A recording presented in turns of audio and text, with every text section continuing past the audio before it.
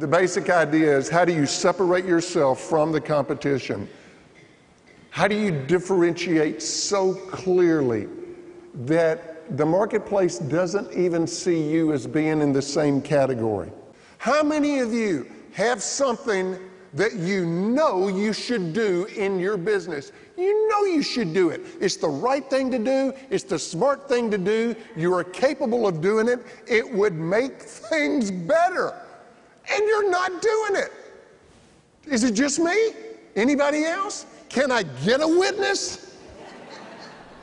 You can look at every great company in the world, and I mean every single one.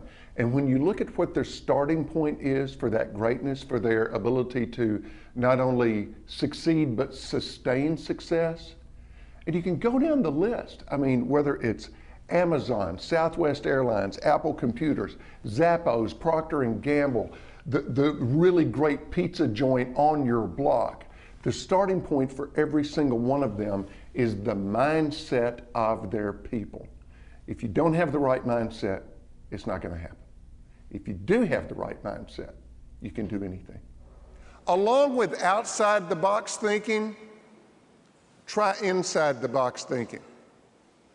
You go back and innovate inside the box, and it could be the greatest return you'll get.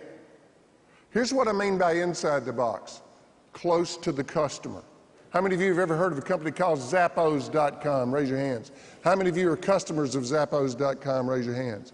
Okay, so what's so great about them? What do they do that's so great? Somebody raise your hand.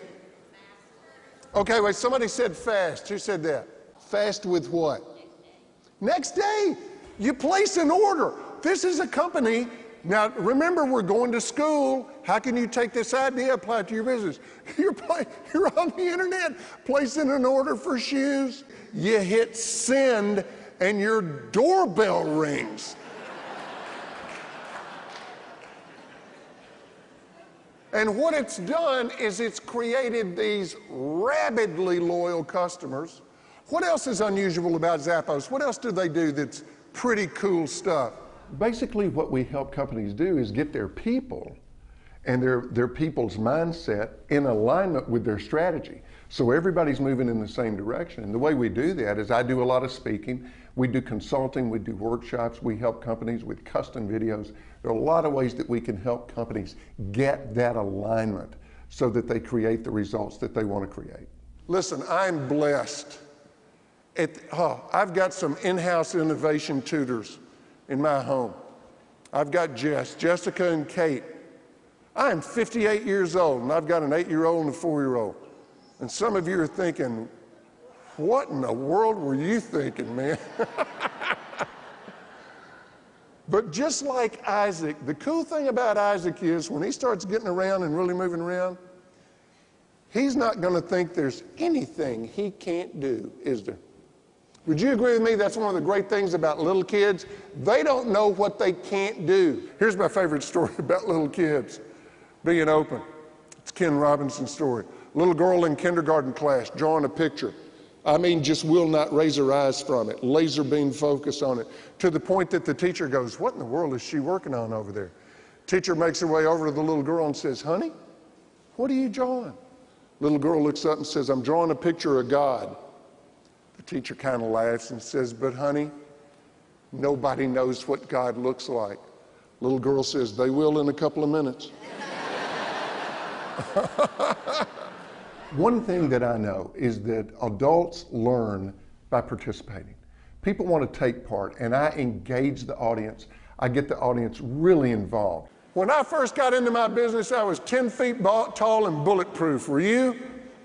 I tried everything. I was too dumb to know what wouldn't work. And you know what? A lot of it didn't work. But man, a lot of it did. My little business has been very successful. We're very good at what we do. And because of that, I have to remember to say every day, Calloway, if you're successful, that means you know what used to work. You with me? And I'll say it to everybody in this room. I know who I'm talking to. I know how good you are. And if you're successful, that means you know what used to work. Tomorrow's another day, isn't it? How many of you agree that to stay competitive, you've got to be better tomorrow than you were today? Raise your hands. Of course we do. Now, you want to hear a tougher question? What did you do last Wednesday that made you better than you were on Tuesday? And you start thinking, Wednesday, oh man, we were slammed on Wednesday. I don't know. No. But if we all agree that we have to be better tomorrow than we were today, then that's got to be built in. This taking the next step thing, Kevin, is not a project. It's a process, and it never ends. We take it every single day. You know, it's not about copying what great companies do, but there's an old saying that success leaves clues.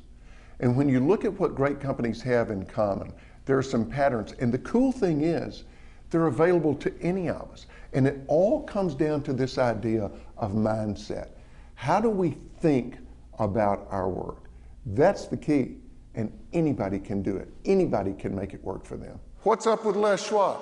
Well, let's establish this. They sell pretty much the same thing as all their competition. They sell tires. They're round, they got a hole in the middle, there's good, better, best. Price pretty much the same as everybody else. But then when you look at the little things that they do, the little not rocket science things that get people to say this is an extraordinary company, it's things like this. Now, are you a customer of Les Schwab right now? How many of you are customers of Les Schwab? Raise your hands. Okay, a few of you, a dozen of you. Answer this for me.